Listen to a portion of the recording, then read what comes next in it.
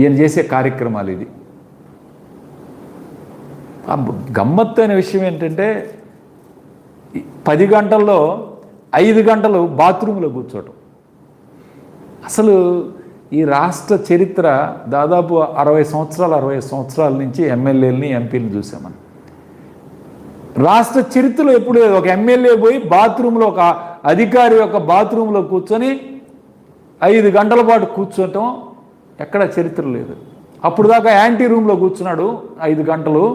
ఎప్పుడైతే తెలుగుదేశం పార్టీ జిల్లా అధ్యక్షుడు జాన్ సైదా,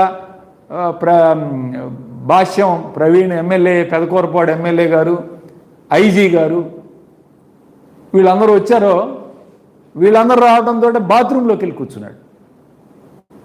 ఆఖరికి బాత్రూంలో తలుపులు పగలగొట్టి బయటికి తీసుకొచ్చారు ఎమ్మెల్యే.